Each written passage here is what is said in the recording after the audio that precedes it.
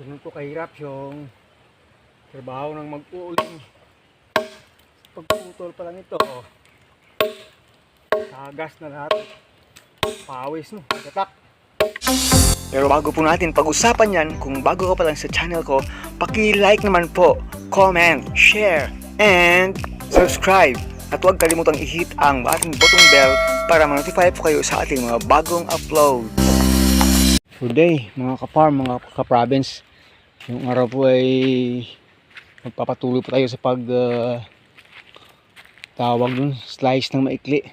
Hindi slice, pagpuputol ng ating mga kahoy na yan, na uulingin. Ito po, yan po, na mga sanga ng mahogany. Hindi po ito mga puno, mga sanga lang.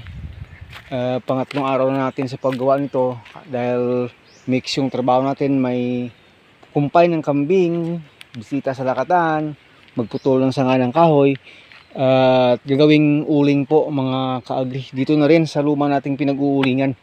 Yung pinanggalingan po ng mga sanga yan ay andyan lang po yan. 3 puno, 1, 2, 3. Yan lang po. Andyan lang po talaga galing yan. Hindi po tayo nagpuputol ng puno sa ilalim. Kasi kailangan ng pakyatin kasi nga tamang-tama na yung mga distances ng mga mahogany natin dito. So sanga na naman yung inuuling natin. Pagdating po sa itaas na hindi na po straight, pinuputol na po natin. Kaya po nito, mayroon ng nag-V dyan, nakaharap sa araw. Kung magkakataon na maputol pa natin yan, pero mula sa ilalim, huwag puputulin kasi magiging troso yan someday, magiging mga timber natin yan dito. Ano ba yung timber? so yun po, una na natin yung mga maliliit. So yung natira na lang ito yung mga medyo mga malalaki.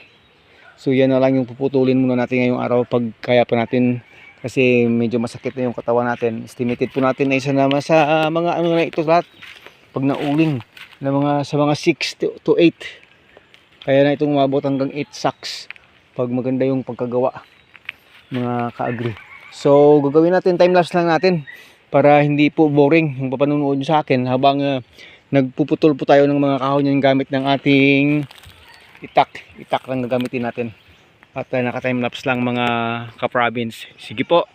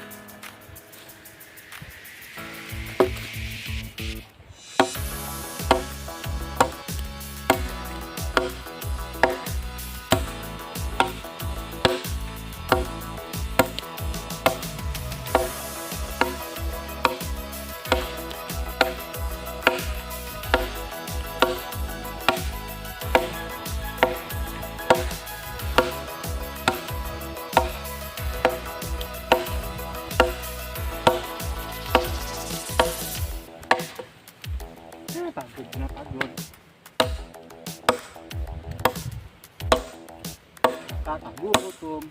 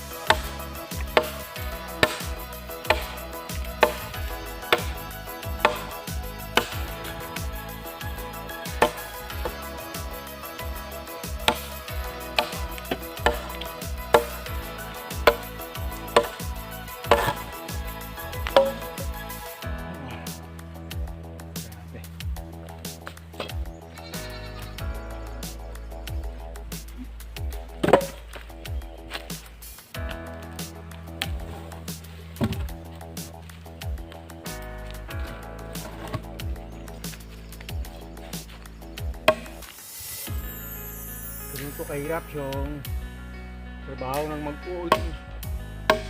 Pagputol pa lang ito, agas na lahat, pawis no, tatak.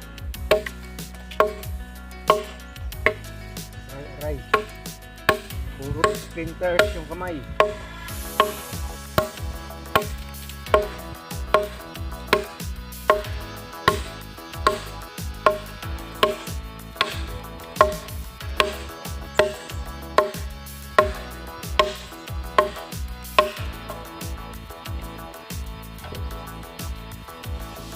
Kaya walang taba, puro lahat payat. So ganitong gawain.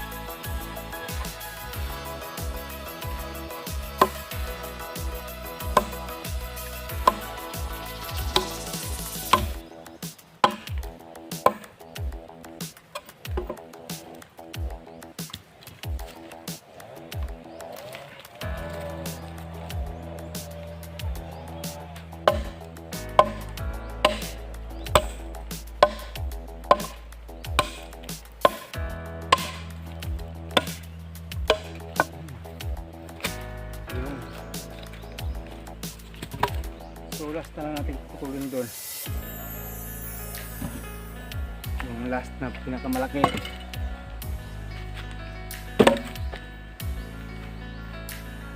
Yan po. Yan. Yan po yung pinakamalaki sa lahat. Relax muna ako konti. On. Ito na lang yung last putulin ko dito. Huwag ko na i-video. Kaya pakita na natin sa inyo. Halos na putol na natin lahat. May nakikita kayo, may mga maikli, may mga mahaba. Ito half na lang ito yung haba nitong puputulin ko. Dahil po yan sa design ng pag-uuling. Mga ka-province may mahaba, may maiksi.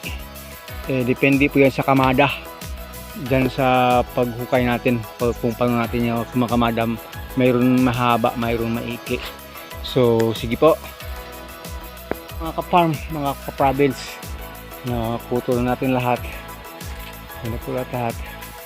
Ganun to kung Maragdagan pa natin ito pag kaya pang maragdagan. Yun po. So pinakita lang natin sa inyo. Yan po yung tinatrabaho natin dito habang wala pang ibang inaasikaso. Isa pa po, kulang na po yung ating panggatong. Kailangan na talagang mag-uling kasi yan po talaga yung fuel namin sa bahay. So maghahanap na naman tayo ng bahaw. Alam mo yung anong bahaw? Yung yung kanin na hindi na mainit yun. Kasi nakakagutom po talaga pag ganito yung ginagawa natin mga ka-farm, mga ka-agri, mga ka-province. So hanggang dito na lang muna po. Maraming salamat po sa inyong pagsubaybay ng ating video. Hanggang sa muli, Agritechnos TV po. God bless us all. Dito po tayo sa palibot ng ating mahogany forestry. Bye bye.